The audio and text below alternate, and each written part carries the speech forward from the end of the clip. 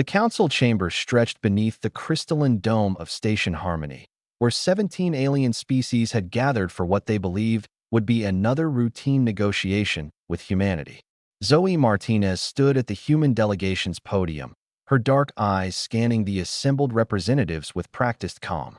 Beside her, Chris Bennett reviewed the data on his tablet, his jaw tight with controlled anger. The Vraxian ambassador, a towering insectoid creature with iridescent carapace, clicked his mandibles in what passed for satisfaction among his kind. The terms are generous, human. Your species will retain limited autonomy over your home system while ceding all extraterrestrial mining rights to the collective. Your military will be reduced by 70% and integrated into Council peacekeeping forces. You should be grateful we offer you a seat at all. Zoe's fingers drummed once against the podium's edge, a gesture Chris recognized as suppressed fury. They had spent 3 months traveling to this station, 3 months negotiating in good faith, only to be presented with terms that amounted to vassalage. Ambassador Kreth, Zoe said, her voice steady despite the storm building behind her eyes. Humanity came to this council seeking partnership. What you're describing is subjugation. The Meloran representative, a floating jellyfish-like being that communicated through bioluminescent pulses, flickered with colors that the translator rendered as condescending amusement. You are a young species. Impulsive. Violent. The incident at Proxima Centauri proved you cannot be trusted with unrestricted expansion. Chris looked up sharply. The Proxima incident was a defensive action against Kryn pirates. We protected a Galactic Council survey team. You destroyed 3 vessels, the Vraxian countered. Excessive force. They were firing on civilians, Zoe interjected. But I see now that facts matter less than perception here. The council chamber erupted in a cacophony of alien sounds, clicks, whistles, electronic tones, and telepathic static that made the translators whine in protest. The Archon, an ancient being of pure energy who presided over the council, pulsed with authority until silence fell.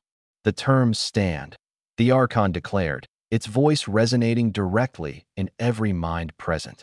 Humanity will accept them, or humanity will be classified as a rogue civilization. You have one standard cycle to decide. Zoe and Chris exchanged a glance. In that moment, a wordless conversation passed between them, the kind that only came from years of partnership, from serving together on the frontier colonies, from building humanity's first true diplomatic corps from nothing. Zoe turned back to the assembly. Then we have our answer now. The Archon pulsed with what might have been surprise. You accept? No, Zoe said simply. We decline. Furthermore, humanity is withdrawing from all Galactic Council negotiations, treaties, and agreements. Effective immediately, the chamber exploded into chaos.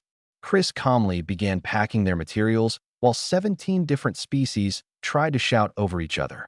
The Vraxian ambassador's mandibles clacked so rapidly they blurred. You cannot simply walk away.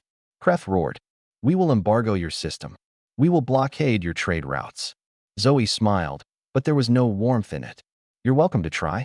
You'll find that humanity doesn't need your permission to exist. You need our technology, the Meloran flashed desperately. Your faster-than-light travel is primitive. Your energy production is inefficient. Without access to our markets, your expansion will stall for centuries. Chris looked up from his tablet.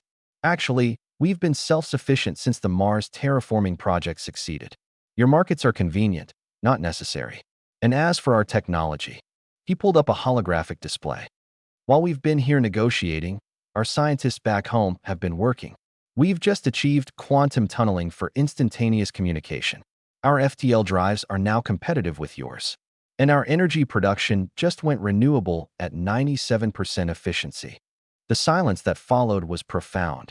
You've been stalling, the Archon realized. These negotiations were never about joining the council on our terms. You were buying time. We were giving peace a chance, Zoe corrected. We came here hoping to find equals who wanted partnership. Instead, we found a hierarchy that views humanity as children to be controlled. So we're leaving. The Sol system and all human colonies are hereby closed to Galactic Council ships. Any unauthorized entry will be considered an act of war. The Kryn ambassador, a reptilian being who had remained silent until now, hissed with genuine concern. You would start a war over pride? No, Chris said, his voice hard. We'll start a war over freedom. There's a difference. Zoe gathered the last of their documents. For 200 years, humanity fought itself in devastating conflicts. We learned hard lessons about tyranny, about oppression, about the cost of freedom. We learned that sometimes peace isn't worth the price demanded for it. We rebuilt ourselves on principles of self-determination and dignity. We won't surrender those principles now, not even for a seat at your table. She turned to leave, then paused. But understand this, we're not warmongers.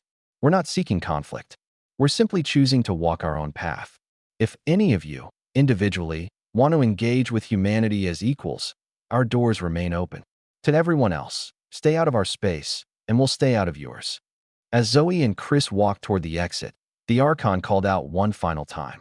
You cannot stand alone against the galaxy. Chris looked back over his shoulder. We're not alone. We have each other. 8 billion humans and growing. We've survived ice ages, plagues, world wars, and extinction events. We've turned dead worlds into gardens and made homes in the void of space. We don't need your counsel. We never did. The doors sealed behind them with a hiss of pressurizing air. Outside, their shuttle waited. As they boarded, Zoe allowed herself a moment of exhaustion, leaning against the bulkhead. Think we made the right call? Chris initiated the launch sequence. Ask me in 100 years. But yeah, I do. Sometimes you have to walk away from a bad deal, even if it means going it alone. We won't be alone for long, Zoe said, pulling up communications. Already got 3 species wanting to open private channels. Turns out some of them are tired of the Council's hierarchy too. The shuttle broke away from Station Harmony, accelerating toward the quantum jump point that would take them home. Behind them, the Galactic Council descended into frantic debate about what to do with a species that refused to be controlled. Ahead of them, humanity waited, imperfect, stubborn, and free. And that, Zoe thought as the stars streaked past, made all the difference.